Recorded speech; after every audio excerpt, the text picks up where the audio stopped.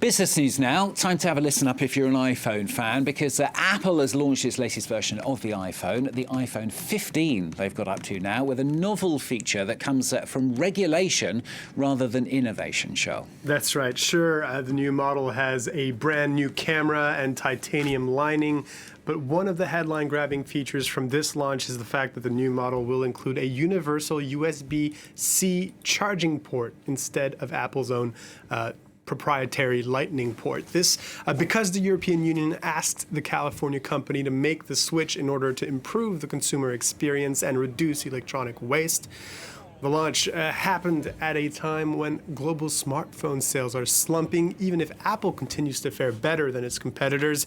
After reaching a peak in 2021 with 233 million shipments worldwide, sales dropped to 225 million last year. And so far this year, shipments have also fallen from the first to the second quarter. Yeah, as you say, it's happening at a crucial time for Apple as it tries to kind of diversify its supply chain. For the first time, the new iPhone model you can buy at an Apple store could be made in India. The announcement was made on Tuesday, while the vast majority of the global stock will still come from China. It highlights the company's attempt to scale up production in the subcontinent, and that's finally bearing fruit. Well, Leo McGuinn tells us about this shift away from its Chinese manufacturing base. Is a revolutionary mobile phone.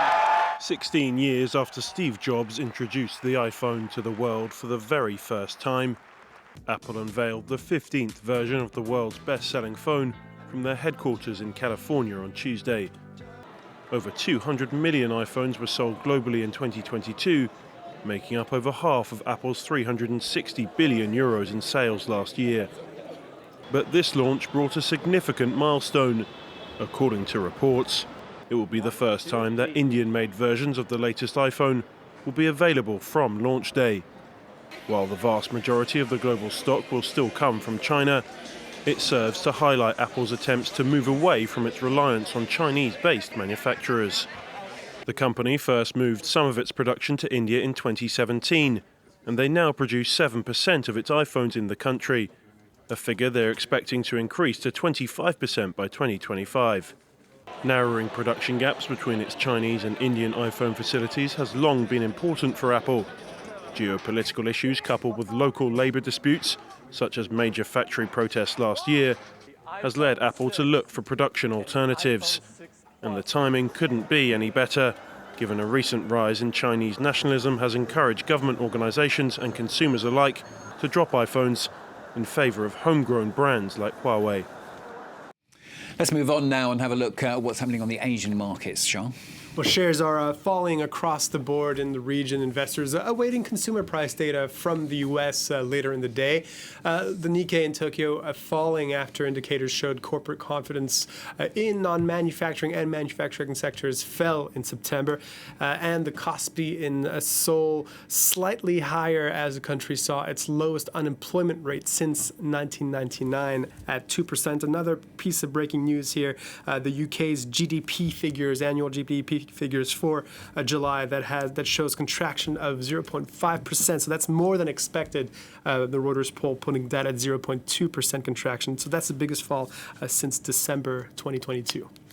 Got to talk about traffic jams now. This is not travel news, this is the business news, because it's a traffic jam at the entrance to the Panama Canal. The Waterways Administrator has said it could further reduce the maximum number of authorized daily vessel transits if the current drought continues. The canal handles 5% of the world's trade, and it started restricting passage this year in order to conserve water.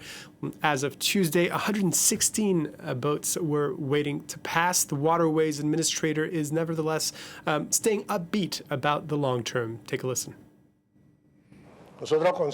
We believe that if it lasts 6 months, 12 months, 18 months, it is a short-term condition.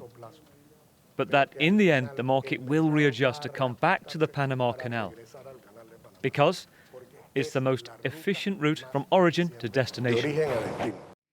Last story now from Charlie. He's going to end with a kind of footweary, which is easy to kick off. Sandals, of course, an extremely convoluted segue to talk about here, Charles. That's right. It's a segue to talk about the fact that the German sandal brand Birkenstock has filed for an initial public offering on the New York Stock Exchange, a listing which could value the 250-year-old company, a majority controlled by private equity firm L. Catterton and LVMH CEO Bernard Arnault's family investment company, at $8 billion. The brand has seen a spectacular rise in the past few years, boosted most recently by the movie Barbie, in which Margot Robbie's character can be seen wearing a pink pair in one scene. I don't know if you've been to the shop here in Paris on Avenue de l'Opéra, but it's very, very busy. It's quite surprising for a brand that wasn't that cool not that long ago. Yeah, my daughter absolutely loves them. I'm afraid I'm a flip-flop man.